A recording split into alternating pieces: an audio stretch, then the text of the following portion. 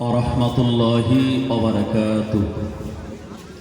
মাশাআল্লাহ, দীর্ঘ সময় ধরে আপনাদের কাছে এই বাংলার জমিনের প্রবীণতম আলেমে দ্বীন জনাব আলহাজ হযরত মাওলানা ইয়াকুব আলী হুজুর অনেক গুরুত্বপূর্ণ তত্ত্বভিত্তিক আপনাদের কাছে আলোচনা রেখেছেন।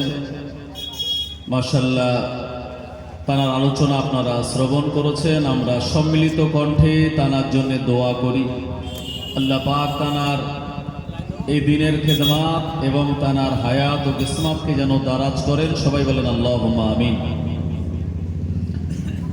আউযু বিল্লাহি মিনাশ শাইতানির রাজীম। বিসমিল্লাহির রহমানির রহিম।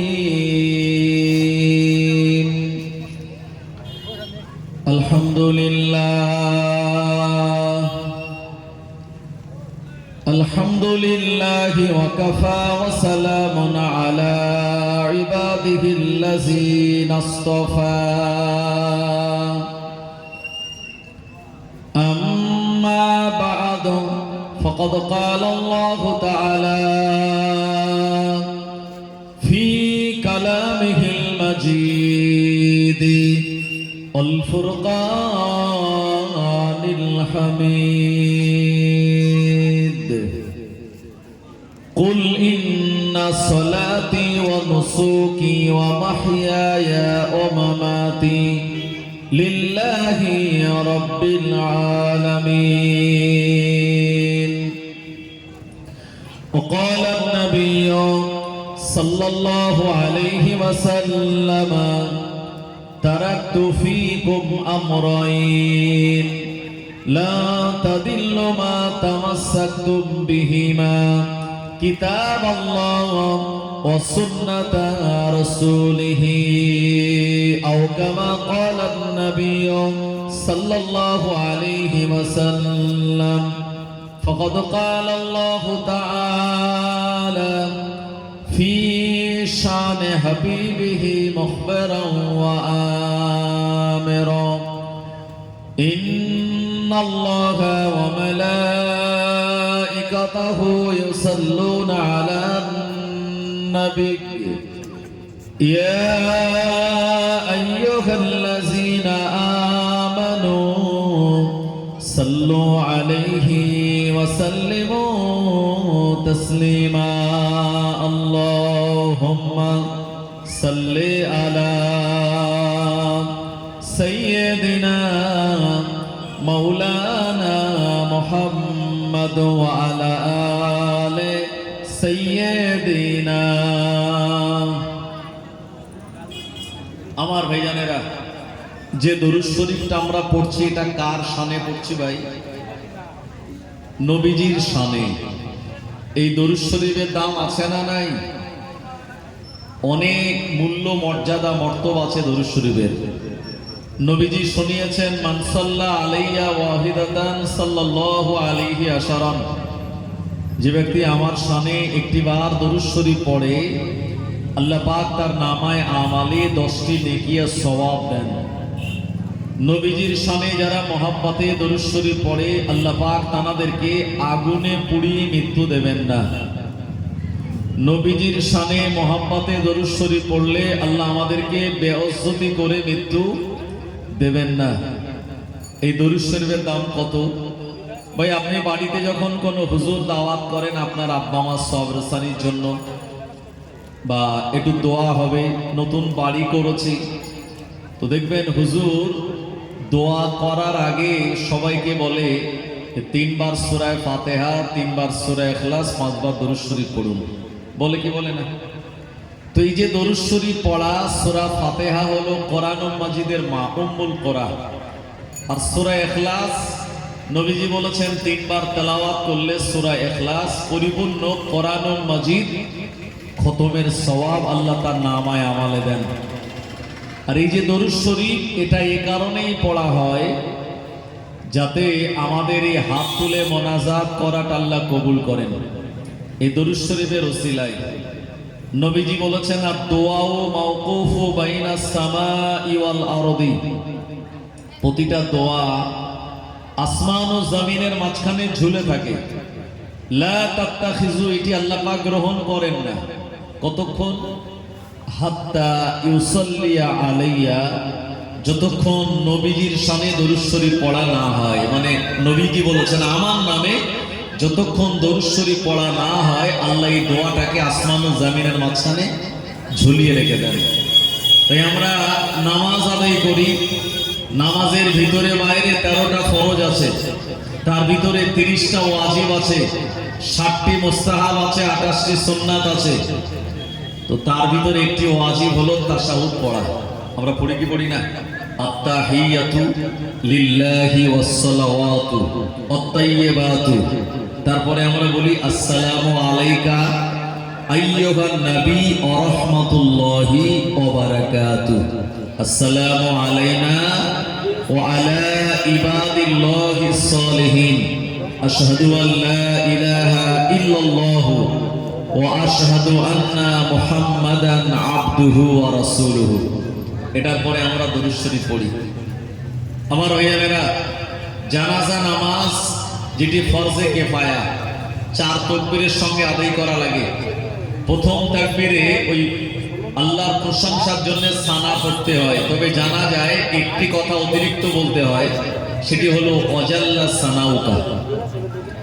দ্বিতীয়বার যখন তাকবীর হয় আমরা দরুদ শরীফ পড়ি, দরুদে ইব্রাহিম বা যে দরুদ শরীফ আপনার মুখস্থ, যে কোনো একটা দরুদ শরীফ পড়া, এটা শর্ট। আর তৃতীয় তাকবীর হওয়ার পরে ওই মাইয়িতের জন্য আমরা দোয়া চাই, আল্লাহুম্মা গফির লিনা লিহাইয়িনা ওয়া মাইয়িতিনা ওয়া শাহিদিনা ওয়া গায়িবিনা ওয়া সাগীরিনা ওয়া কাবীরিনা ওয়া যাকারিনা ওয়া উনসানা, এটা শেষ পর্যন্ত। তো জানাজা নামাজ ফরজে কিফায়া, সেখানেও দরুদ শরীফ পড়া শর্ত। আর নামাজ হলো ফরজে আইন, সেখানেও দরুদ শরীফ পড়াটা ওয়াজিব। তাই আমরা এখানে দরুদ শরীফ পড়বো নবীজির শানে, কারণ আমাদের আকীদা ও বিশ্বাস অনুযায়ী নবীজি হলেন হায়াতুন নবী। তাই আমরা যে দরুদ শরীফগুলি পড়বো, আল্লাহর ফেরেশতাগণেরা প্রিয় নবী রওজায়ে আতহারে উম্মতের তেলাওয়াত করা দুরূদ ও সালামগুলি পৌঁছে দেন। জোরে বলুন সুবহানাল্লাহ। তাই প্রাণ খুলে উচ্চ আওয়াজে মহব্বতের সঙ্গে তেলাওয়াত করুন। আল্লাহুম্মা সাল্লি আলা সাইয়্যিদিনা ওয়া আলা আলি সাইয়্যিদিনা। নবীজির রওজা শরীফ দেখে মন ভরে না, দিদার দাও গো শাহে মদিনা। নবীজির রওজা শরীফ দেখে মন ভরে না, দিদার দাও গো শাহে মদিনা।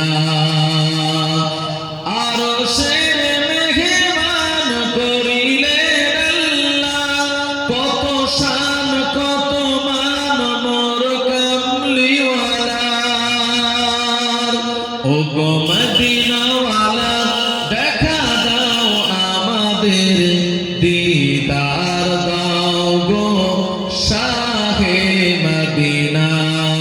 নবীজির রওজা শরীফ দেখে মন ভরে না, দিদার দাও গো শাহে মদিনা। আল্লাহুম্মা সাল্লি আলা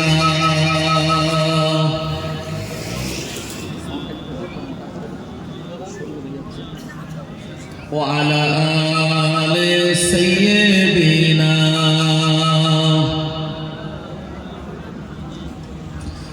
আমি গোলাম তোমার, আমি গোলাম তোমার, হে পরওয়ার, গোলাম করে রেখো আমারে, করোনা কভু ভিখারি আমার।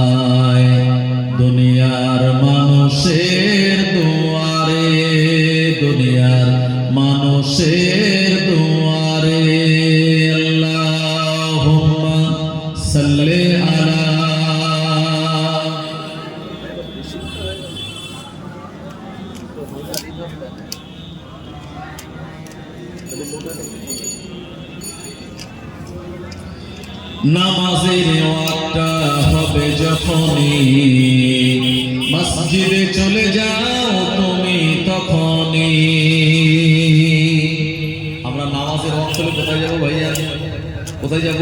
মসজিদে। মসজিদে গেলে সব সমস্যার সমাধান করে দেবেন কে? আল্লাহ রাব্বুল আলামিন। একজন সাহাবীর সামনে তিনটে কাজ করলো, আর এই দিনটা ছিল জুমার দিন এবং নামাজের সময়। তিনটে কাজ কি? সাহাবীর একটা বাড়িতে গাধা বাঁধা ছিল, সেই গাধাটা দড়ি কেটে পালিয়ে গেছে, তাকে ধরে আনতে হবে। গাধা মানে তার বুদ্ধি কম, কত দূর চলে যাবে, পরে আর খুঁজে পাওয়া যাবে না। দ্বিতীয় কাজ হলো সাহাবীর বাড়িতে রুটি তৈরি করার জন্য যে জব, এটা গম কলে দেওয়া আছে, ওই আটাটা না আনলে রুটি তৈরি করা সম্ভব নয়। আর তৃতীয় কাজ হলো সাহাবীর যে খেজুর বাগান, তাতে পানি নেই, পানি শুকিয়ে গেছে, ইমিডিয়েট পানি নেওয়া দরকার। সাহাবী চিন্তা করছে যে আমার সামনে আজকে জুমার দিন, তিনটে কাজ একই টাইমে, এই কাজগুলি আমার করতে হবে। হঠাৎ করে সেই সাহাবী মদিনার মসজিদ থেকে জুমার নামাজের আজানের আওয়াজ পেলেন, আল্লাহু আকবার, আল্লাহু আকবার। সাহাবী চিন্তা করছে একই টাইমে তিনটে কাজ আমার দ্বারা করা সম্ভব নয়, সুতরাং আমি কাজগুলি ফেলে আল্লাহর নামাজে চলে যাই। আল্লাহ পাক কোরআনুল মাজিদে শুনিয়েছেন, ইয়া আইয়ুহাল্লাযীনা আমানু ইযা নুদিয়া লিস-সালাতি মিন ইয়াউমিল জুমআতি ফাসআউ ইলা যিকরিল্লাহ। আল্লাহ বলেন, হে বিশ্বাসী ইমানদারেরা, যখন তোমাদের জুমার নামাজের জন্য আহ্বান করা হবে, ফাসআউ ইলা যিকরিল্লাহ, আল্লাহর জিকিরের দিকে তোমরা দ্রুত ধাবিত হও, ওয়াজারুল বাই', আর তোমরা বেচাকেনা বন্ধ করো। সাহাবী চিন্তা করলেন এই আয়াতের উপরে আমল করে আমি মসজিদে নামাজে চলে যাই। সাহাবী নামাজে চলে গিয়েছেন, নামাজ থেকে বাড়ি এসে উনি ফিরে দেখছেন রান্নাঘরে ওনার বিবি রুটি তৈরি করছে। তো বিবিকে জিজ্ঞেস করলেন, এই আটা তো গম কলে ছিল, এটা আমার বাড়ি আসলো কি করে? বললো, আমার পাশের বাড়ির একজন ছেলে গম কলে গিয়েছিল, কলের মালিক তার হাত দিয়ে আমাদের আটাটা পাঠিয়ে দিয়েছে, তাই আপনি খাবেন বলে আমি রুটি বানাচ্ছি। চলে বলুন সুবহানাল্লাহ। সাহাবী চিন্তা করছে, আল্লাহ, আমি গিয়েছি আপনার নামাজে, অথচ গম কলের আটা আমার বাড়ি চলে এসেছে। দ্বিতীয় কাজ হলো যে গাধাটা পালিয়েছিল, সাহাবী বাড়ির উঠানে তাকিয়ে দেখে গাধাটা তার আপন জায়গায় বাঁধা আছে।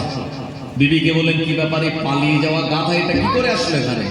বললো, আপনি নামাজে চলে গেলেন, তারপরে দেখছি দরওয়াজায় কে নক করছে, আমি দরওয়াজা খুলে দিলাম, এই পালিয়ে যাওয়া গাধা চলে এসেছে, আমি তাকে ধরে আর খোঁটায় বেঁধে দিয়েছি।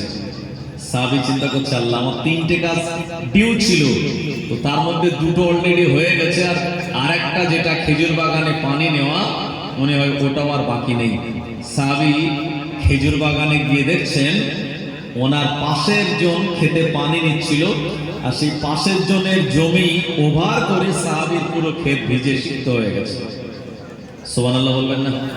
সাহাবী আল্লাহর দরবারে শুকরিয়া আদায় করে বলছে, আল্লাহ, আমি গিয়েছি আপনার নামাজে আর সব কাজগুলির সমাধান করে দিয়েছেন আপনি, তাই আমরাও যদি নামাজে যাই আল্লাহ সব সমাধান করে দেবে কি দেবে না? আজকে জামানায় যারা নামাজ পড়েন, আপনি তাদের জিজ্ঞেস করবেন, ভাই নামাজ কেন পড়ো না? তারা প্রথম জবাব দেবে, সময় পাই না। কি বলবে? সময় পাই না। এই সংসারের চাপ, মাঠঘাটে এত কাজ, এই নানান টেনশন, সংসারের এইসব নিয়ে দৌড়দৌড়ি করতে গিয়ে সময় পায় না। আসলে আপনি যদি 5 ওয়াক্ত নামাজ আদায় করেন, সব কাজগুলি সময় অনুযায়ী আল্লাহ আপনাকে আমাকে দিয়ে করিয়ে নেবেন। জোরে বলুন। নামাজের ওয়াক্তটা হবে যখনই মসজিদে চলে যাও তুমি তখনই,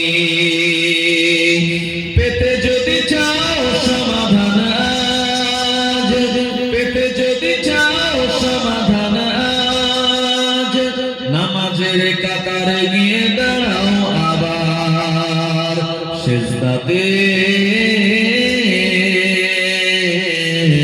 সব সমাধানের পাবে খবর সিজদাতে,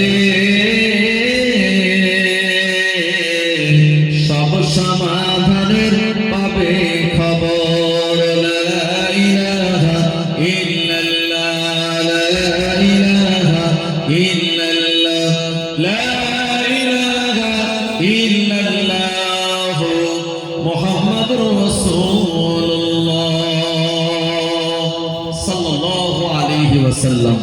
মুআজ্জাজ মুকাররম উলামায়ে কেরাম, আমার সম্মুখে বসে থাকা মুরব্বিয়ান, বয়োজ্যেষ্ঠ চাচাজি গণেরা, সমবয়স্ক জোয়ান যুবক ভাইরা, স্নেহের ছোট ছোট সোনা মানিকেরা, পর্দার অন্তরালে অবস্থিত পর্দানসীন আমার আম্মা জান ও বোনেরা, এবং আজকের এই জলসার নির্বাচিত সভাপতি সাহেব, কমিটির জোয়ান যুবক বৃন্দ, পাশে অবস্থিত রানীহাটি মাদ্রাসার তুলাবা ইজম আসাতেজা কেরাম, এবং আমার পরে আপনাদের কাছে যিনি আসবেন আওলাদে মুজাদ্দিদুল জামান যারা পীরজাদা হযরত মাওলানা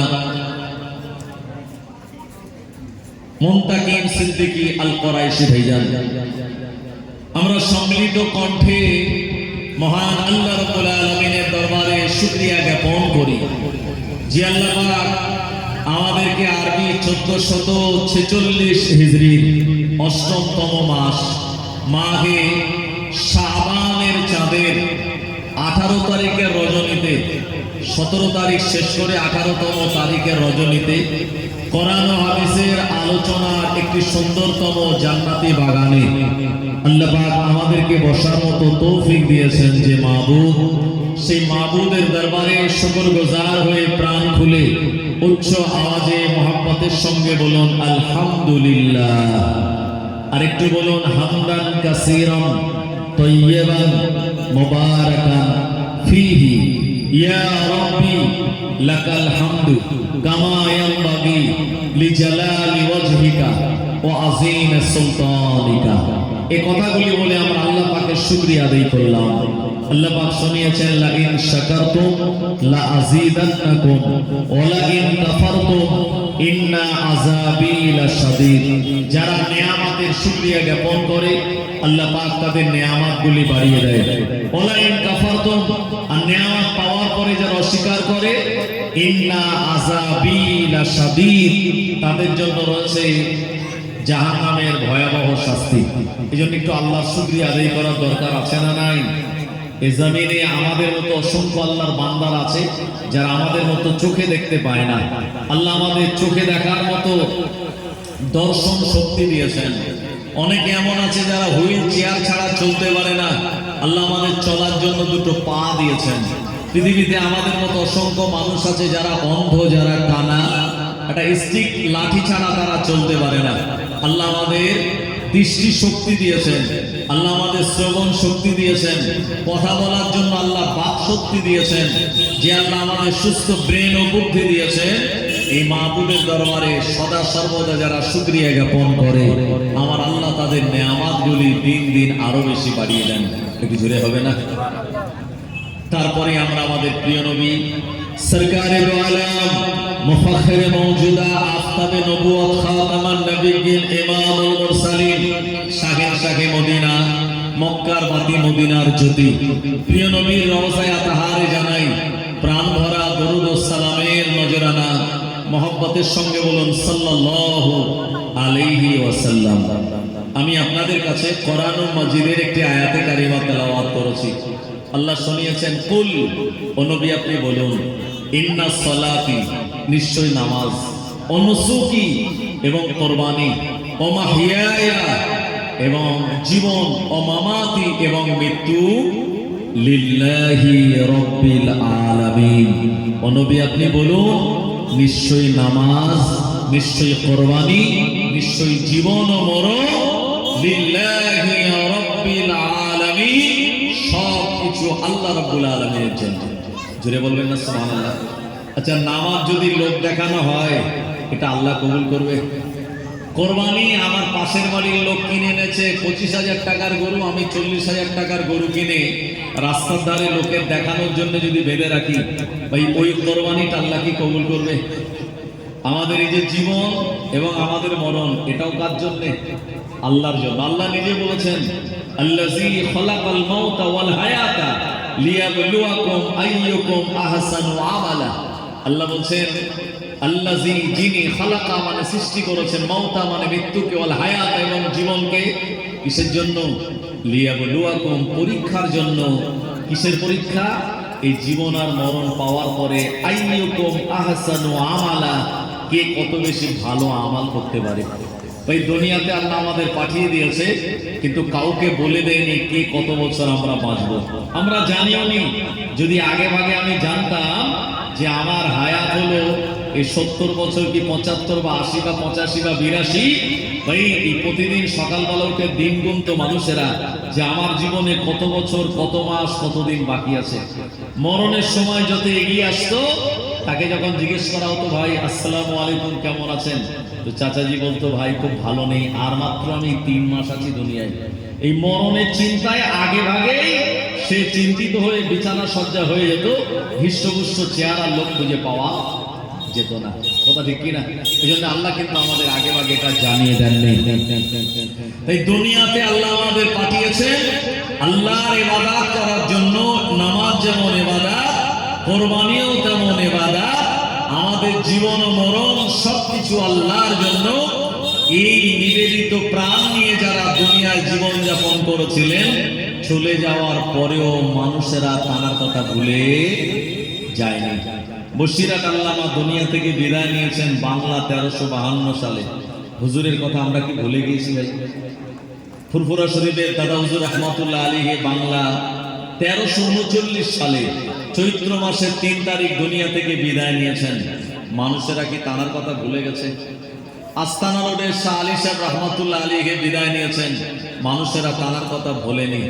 হারোয়ার আব্বাস আলী রহমাতুল্লাহ আলাইহি বিদায় নিয়ে চলে গেছেন, মানুষ কিন্তু তাদের কথা ভোলেনি। আজও দোয়ার মাধ্যমে আমাদের আব্বা আম্মার রুহে সওয়াব পৌঁছানোর আগে দাদা হুজুর বশিরাত অন্যান্য বুজুর্গানে দিনদের ওলিয়া ওলিয়াদের রুহে আগে সওয়াব মানুষ পৌঁছায়। কথা ঠিক কিনা? অনেকে বলে হুজুর দাওয়াত করলাম তো হুজুর এক খতম কোরআন শরীফ পড়লো, কোরআন শরীফ পড়ার পরে দোয়া সবরাসানি হবে, তো আমার আব্বার জন্য তেলাওয়াত করালাম, কিন্তু এই যে সওয়াব এ তো সারা বিশ্বের ইমাম, আয়েম্মা, মুস্তাহিদ, ফকিহ, গৌস, কুতুব, আবদার সবার দিয়ে তারপরে আমার আব্বার দিচ্ছে। মনে রাখেন, এই খাজা গরিবে নওয়াজের সওয়াবের প্রয়োজন নেই, আমরা যেটা পাঠাই। বড় বিশ্বাস হুজুরের সওয়াবের প্রয়োজন নেই, আমরা যেটা পাঠাই। নবীজির প্রয়োজন নেই, সাহাবে কিরামদেরই আমাদের মতো গুনাহগার লোকের সওয়াবের প্রয়োজন নেই, কিন্তু আমরা তাদের কাছে সওয়াব পাঠাই একটাই কারণে, তাদের ভালোবাসা আমাদের অন্তরে আছে। এবং ওলিয়া ওলিয়ারা হলেন আল্লাহর বন্ধু, আল্লাহর দোস্ত। তাদের নাম দোয়াতে শামিল করলে আল্লাহ তাদের ওসিলা করে আমাদের দোয়াটা কবুল করে নেবেন। একটু জোরে বলেন। কোরআন মাজিদ আল্লাহ শুনিয়েছেন, আলা ইন্না আউলিয়া আল্লাহি লা খাউফুন আলাইহিম ওয়া লা হুম ইয়াহজানুন।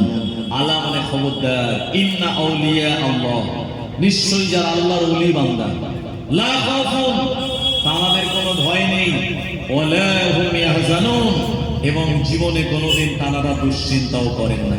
একটু জোরে বলবেন না ভাই? আমাদের দুশ্চিন্তা আছে না নাই? করোনা যখন আসলো, আমরা নাকে মুখে mask, sanitiser, social distance maintain, মাদ্রাসা ছুটি, স্কুল ছুটি, বাজারঘাট বন্ধ, মানুষের একটা আতঙ্ক। যারা মসজিদে নামাজ পড়তে যায় জুমায় একদিন, তারা সারা সপ্তাহ মসজিদে 5 বার করে দৌড়াচ্ছে। এগুলো সব ভয়ের কারণে। কথা ঠিক কিনা? তো ওলিয়া ওলিয়া যারা হয়, জীবনে তারা দুশ্চিন্তা করেন না। দুশ্চিন্তা আর খৌফ থেকে আল্লাহ পাক তাদেরকে মুক্ত করে দিয়েছিলেন। জোরে বলুন সুবহানাল্লাহ। আপনি দাদা হুজুর রহমাতুল্লাহ আলাইহির মাজার জিয়ারত করতে যাবেন, সোজাসুজি যেখানে দাঁড়াবেন, এই মাজারের সোজাসুজি জানার মাজার, ইনি হলেন বড় হুজুর পীর কেবলা রহমাতুল্লাহ আলাইহি, যিনি দাদা হুজুরের জানাজা নামাজের ইমামতি করিয়েছিলেন। আমার ভাইয়ারা, তার পাশেই একজনের মাজার আপনি দেখতে পাবেন, আপনার ডান দিকে, আর ওদিক দিয়ে আপনার বাম দিকে জানার মাজার আছে। ওনার মাজারে লেখা আছে ওই সাদা পাথরের ওপরে যে নামটা লেখা আছে, নামটা হলো ছোট হযরতজি ওজিহুদ্দিন মুস্তাফা রহমাতুল্লাহ আলাইহি। খেয়াল করে দেখেছেন ভাই? আর তার পাশে একটা ছোট্ট বাচ্চাদের মতো মাজার। আসলে এটা কোনো মানুষের কবর না, এটা হলো চুল, নখ, দাড়ি এসবের কবর। আপনি ভাববেন হুজুর শুনেছি মানুষের কবর হয়, আবার এই নখ, দাড়ির চুল, গোপের চুল, মাথার চুল এর আবার কবর হয় নাকি? হ্যাঁ, ফুরফুরা শরীফে ওই দাদা হুজুরের মাজারের ভিতরে একজনের এই চুল, নখ, দাড়ির কিছু অংশ ওখানে কবর দেওয়া আছে, মাজার দেওয়া আছে। ইনি কে? ইনি হলেন হাজী মোস্তফা মাদানী রহমাতুল্লাহ আলী। নাম শুনেছেন আপনারা? এনার অরিজিনাল মাজার আছে কোথায় জানেন? মেদিনীপুর শহরে। আর এনার এই নখ, চুল, দাড়ির অংশ এগুলি ওই ফুরফুরা শরীফের দাদা হুজুরের মাজারের ভিতরে একটা জায়গায় কবর দেওয়া আছে। কেন কবর দেওয়া? তার কারণ হলো হুজুর বলেছিলেন যে আমি তো মেদিনীপুরের জমিনে থাকবো, ওখানে আবার মাটি হবে। তো বাংলার প্রাণ কেন্দ্র, মানুষেরা যেখানে মহাব্বতের সঙ্গে যাবে, এই জায়গাটার নাম মেদিনীপুর নয়, এটা ফুরফুরা শরীফ। তো আমার মাজারে যেতে পারবে না, এই জন্যে আমার এই নখ, চুল, দাড়ির অংশ এখানে দাফন দেয়া হলো। তারা যদি এখানে জিয়ারাত করে, আমি হাজী মুস্তফা মাদানী আমার ওখানে গিয়ে জিয়ারাত করার সমতুল্য হয়ে যাবে। একটু প্রাণ খুলে বলা যাবে না? আর একটু মোহাম্মত করে বলেন।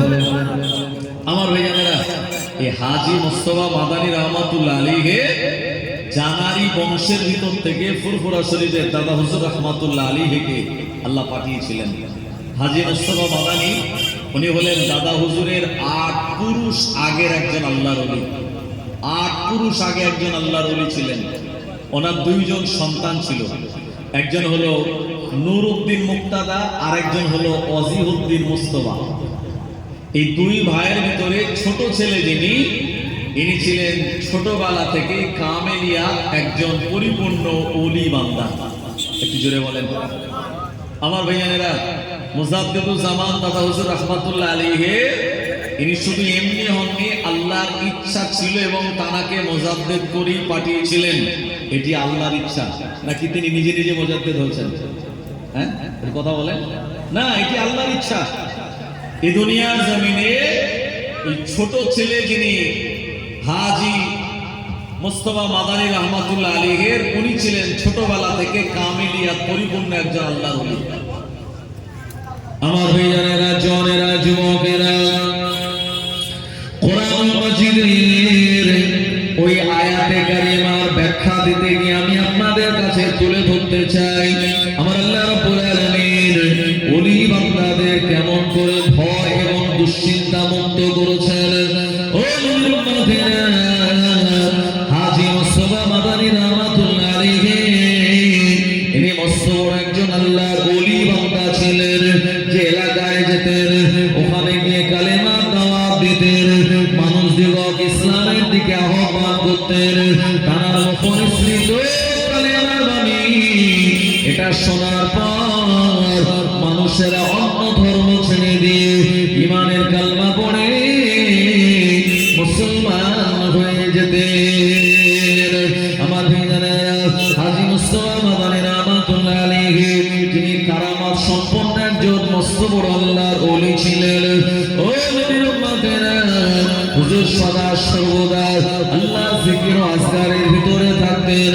তিনি যখন জামাতকে বন্ধ রাখতেন, তখন তার শরীরের ভিতর দিয়ে, শরীরের লোম দিয়ে আল্লাহ আল্লাহ আল্লাহ আল্লাহ নামে জিকিরে তনি আপনার শোনা যেত।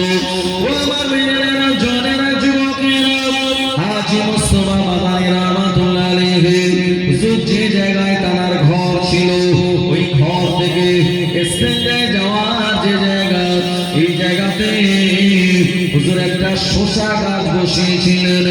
এই গাছের গোড়ায় তিনি পানি দিতেন। এই গাছটা আস্তে আস্তে বড় হতে লাগলো। একটা সময় গাছটা বড় হয়ে তাতে শসা ধরে গেল। ও আমার ভাইয়েরা, এই শসা যখন হয়েছে, হুজুর বাড়িতে সবাইকে বলে দিলেন, হে আমার পরিবারের লোকজনেরা, আমি তোমাদের মানা করে দিলাম, আমি এখানে একটা শসা গাছ লাগিয়েছিলাম।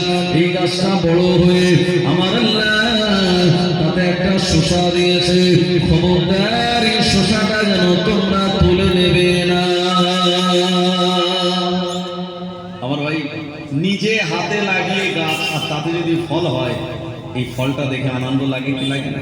হুজুর বলেন খবরদার এই শসাটা তুলবে না।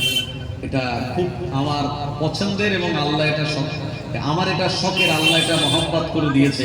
এই একটা শসা গাছ থেকে একটা কি সুন্দর শসা হয়েছে। বাড়ি যারা ছোটরা হয় দেখবেন বড়দের থেকে ছোটরা একটু বেশি লাফালাফি করে, তাদের দুষ্টামি একটু বেশি হয়, তাই না? আপনার বাড়ির বাচ্চা কাচ্চাগুলো যখন বাড়ি থাকে ভাই, তখন বাড়ির অবস্থা আপনি বুঝতেই পারেন যে একটু শোবেন তাও আরামে তারা শুতে দেয় না, হাঁকা চেল্লামিল্লি করে আপনার ঘুম ভাঙিয়ে দেয়। আর যখন তারা বাড়ি থাকে না তো বাড়িটা পুরো নিস্তব হয়ে যায়, কথা ঠিক কিনা? তো এই বাচ্চারা ছোট যারা হয় তারা একটু দুষ্টুমি করে। আমার ভাইয়ারেরা, তো ছোট হযরত জি যিনি হাজী মুস্তাফা মাদানী হুজুরের যিনি ছোট ছেলে, উনি কি করেছে, আব্বার এই বসানো গাছের শসা হয়েছে, বাচ্চা ছেলেটা লোভ সামলাতে না পেরে শসাটা গিয়ে চুপ করে তুলে এনেছে। আল্লাহর ওলি হাজী মুস্তাফা মাদানী রাহমাতুল্লাহ আলাইহি এরপরে আবার তিনি প্রয়োজন অনুযায়ী ইস্তেঞ্জায় গেলেন। ফেরার সময় গাছের গোড়ায় পানি দিয়ে দেখতে পেলেন আমার আল্লাহর দেওয়া সেই শসাটা এখন আর গাছে নাই। ওই শসাটা না দেখতে পেয়ে প্রচন্ড রেগে গেলেন আর তম্বি করে বললেন, আমার বিনা অনুমতিতে আমি মানা করে দিয়েছি শসাটা কেউ তুলবে না। কে তুলে দিল আমার এই শসাটা? হুজুর আগে করতে লাগলেন, তম্বি করতে লাগলেন। ও মুসলমানেরা, হুজুরের এমন রাগারাগি তম্বি করায় হুজুরের ছোট ওলাদ ছোট হযরত জি রাহমাতুল্লাহ আলাইহি উনি ভয় পেয়ে গেলেন। দেরি না করে তাড়াতাড়ি আব্বা জানের আড়ালে ওই শসাটা নিয়ে শসা গাছের কাছে চলে গেলেন আর শসা গাছের ওই পোটায় ধরে আমার আল্লাহকে বলেন, আল্লাহ আল্লাহ এই শসাটা আগে যেমন ভাবে ছিল তেমন ভাবে আপনি জোড়া লাগিয়ে দেন। এই শসা তুই যেমন তোর গাছের সঙ্গে লেগেছিলিস ওইভাবে আল্লাহর হুকুমে লেগে যায়। এটা বলার সঙ্গে সঙ্গে ও আমার ভাইজানেরা, ওই পেরে নেওয়া শসাটা আবার আগের মতো মোটাতে লেগে গেল। একটু জোরে হবে না?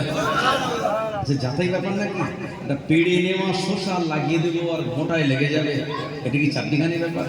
এটা যদি বড় বৈজ্ঞানিকের ধরে আনা হয় যে ভাই এই শসাটা পেড়ে নেওয়া হয়েছে আবার লাগিয়ে দাও তো, এই আপনাদের এই এলাকায় চারা বাঁধা কাজ হয় অনেক, তাই না? মানে একটা গাছের ডাল কেটে আবার কি সুন্দর করে সেই গাছে লাগিয়ে দেয়, আবার ওখানে কি জরি জরি মাটি ফাটি দেয়, দিলে আবার আস্তে আস্তে সেই গাছটা লেগে যায়, আছে না? তো এই যে ফল, এরকম কোনোদিন হয়েছে যে ফল পেড়ে নেওয়ার পরে আবার ওতে ওই লাগিয়ে দেওয়া হয়েছে, জোড়া লেগে গেছে? এরকম সম্ভব হচ্ছে কি? বলেন না, চারা পাতা কাজ তো অনেকেই করেন বা জানেন ভাই, এটা একটা ডালের জন্য সম্ভব কিন্তু একটা ফলের জন্য এটা সম্ভব নয়। কিন্তু আল্লাহর অপার কুদরতি ক্ষমতায় সেই শসা ওটা ওই বোটার সঙ্গে আবার আগের মতোই লেগে গেল। সুবহানাল্লাহ বলেন। তাহলে এই যে লেগে গেল আর লাগিয়ে দিলেন, এটাকে কি বলবেন আপনি? এটাকে বলা হয় কারামাত। আমরা যে ইমামকে মানি, আমাদের ইমামের নাম কি? নোমান বিন সাবিত আবু হানিফা রাহমাতুল্লাহ আলাইহি, যিনি 80 হিজরিতে জন্মগ্রহণ করেছিলেন, 150 হিজরিতে ইন্তেকাল করেছিলেন। তবে তার ইন্তেকালটা স্বাভাবিক নয়, অস্বাভাবিক। বাদশাহ মনসুর জেলখানায় তাকে আবদ্ধ করেছিল। আমার ভাইজানেরা, অনেকদিন খেতে দেয়নি, লাস্টে খাবার দিয়েছে, খাবারে বিষ মিশিয়ে দিয়েছে। ইমামে আজম সেজদায় পড়ে আল্লাহর কাছে দোয়া চাচ্ছে, আল্লাহ বিষ খাওয়া হারাম, আল্লাহ হারাম খেয়ে আমি দুনিয়া থেকে বিদায় নিতে চাই না, আল্লাহ আমি সেজদা দিয়েছি, আপনি আমার মৃত্যু দিন, আল্লাহ আপনি আমায় ডেকে নিন। ইমামে আজম নোমান বিন সাবিত সেজদায় দোয়া চেয়েছেন, আল্লাহ সেজদা হালাতে 150 হিজরিতে দুনিয়া থেকে তাকে তুলে নিয়েছেন। আমার ভাইজানেরা, तो हमारे जिन इमाम তিনি जाता इमाम नয়, हमको नबी मिला तो रहमत लिल आलमीन मिला, और इमाम मिला तो इमाम आज़म नौमान बिन साबित मिला, और ओली मिला तो गौसुल आज़म मिला, और पीर मिला तो मुज़ाफ्फिर ज़मान मिल गया। जुड़े बोलें सुभान अल्लाह। তিনি একটা কিতাব লিখেছেন, এই কিতাবটা মাদ্রাসায় পড়ানো হয়, আল ফিকহুল আকবার। এটা হলো আকায়েদের কিতাব। এই আল ফিকহুল আকবার আকায়েদ কিতাবে লেখা আছে যে কারামাতু আউলিয়া হাক্কুন, ওলিদের কারামাত হলো হক, এটা সত্য, কেউ যদি অস্বীকার করে তার উপরে ফাসিকির ফতোয়া পড়বে। কিসের ফতোয়া? ফাসিকির। ফাসিক কে? যে ব্যক্তি দাড়ি কাটে, যে ব্যক্তি অন্যায় কিছু কাজ করে যেগুলো শরীয়তে ফাসিক কাজ, এরকম ব্যক্তির পিছনে নামাজে ইক্তেদা করা জায়েজ নয়। আমার ভাইজানেরা, তো আপনি যদি কারামাতকে অস্বীকার করেন তাহলে আপনি ফাসিক হবেন, আর নবীদের মুজিজা অস্বীকার করলে ওই ব্যক্তিটার উপরে কাফেরের ফতোয়া পড়বে। নবীজি হাত ইশারা করেছেন, চাপ দ্বিখণ্ডিত হয়ে গেছে। আবু বকর হুজুরের সাপ কামড়েছে, নবীজি লালা লাগিয়ে দিয়েছেন, এই সাপের বিষটা আল্লাহ পানি করে দিয়েছেন। হযরতে আলীর চোখ উঠেছে, নবীজি লালা লাগিয়ে দিয়েছেন, হযরতে আলীর চোখ ভালো হয়ে গেছে। আব্দুল্লাহ বিন আতিক রাদিয়াল্লাহু আনহুর পা ভেঙে গেছে, নবীজি হাত বুলিয়ে দিয়েছেন, তার আর পায়ের হাড় জোড়া লেগে গেছে। আবু জাহেল এসে বলছে, মোহাম্মদ হাতের মধ্যে কি? নবীজি বললেন, হাতের মধ্যে কি ওটা আমার বলা লাগবে না, আমি কে ওটা তোমার হাতের ভিতরে আছে, যে আছে সে বলবে। হাতের ভিতরে থাকা এই পাথর আর কাপড়গুলি বলেছিল, আশহাদু আল্লা ইলাহা ইল্লাল্লাহ ওয়া আশহাদু আন্না মুহাম্মাদান আবদুহু ওয়া রাসূলুহু। এগুলি হলো মুজিজা নবীজির। এই মুজিজা অস্বীকার করলে সে বেঈমান হয়ে যাবে, ঈমানই থাকবে না তার। আর কারামাত অস্বীকার করলে সে ফাসিক হবে। এই ছোট হযরত যে শশাটা লাগিয়ে দিলেন, এটি হলো কারামাত। একটু জোরে বলেন সুবহানাল্লাহ।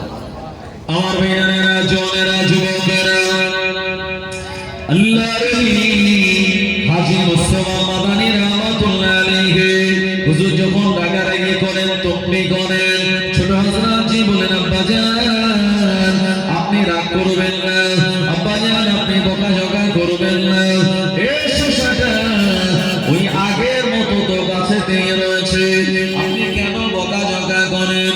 হুজুর কথাটা শোনার পর অবাক হয়ে বললেন, এ বাবা, আমার ছোট বেটা, কি বলো? আমি একটু আগেই তো দেখে এসেছি শশাটা গাছে নাই, তুমি বলছো শশাটা গাছে আছে। সময় ছোট হযরত জি বলেন, আব্বাজান একবার গিয়ে আপনি দেখে আসুন, ওই শশাটা তো গাছেই রয়েছে। ও আমার আল্লাহর ওলি হাজী মুস্তাফা মাদানী রাহমাতুল্লাহ আলাইহি এ সময় আবার শশা গাছের কাছে চলে গেলেন। ওখানে যাওয়ার পর আল্লাহর ওলি দেখতে পেলেন আগের মতো শশাটা ওই গাছেতেই ঝুলতেছে। হুজুর বললেন, আমি তো ভুল দেখিনি, ঠিকই দেখেছি, শশা পেড়ে নেওয়া হয়েছিল। আবার এই শশাটা গাছে কি ব্যাপার? নিশ্চয়ই এর মাঝখানে যেটা ঘটেছে এটি কারামাত, আর যে ঘটিয়েছে এটা আমার নিজেরই ছোট ছেলে ওয়াজিহুদ্দিন মুস্তাফা। দাদা হুজুরের মাজার জিয়ারত করেছেন তো আপনারা? কে কে করেছেন একটু হাত তোলেন। সবাই করেছেন। এরপরে দাদা হুজুরের মাজারে আপনারা যাবেন, যাওয়ার পরে আমার ওয়াজের সঙ্গে একটু মিলিয়ে নেবেন। আপনি দাদা হুজুরের মাজার সোজাসুজি দাঁড়াবেন, বড় হুজুরের মাজার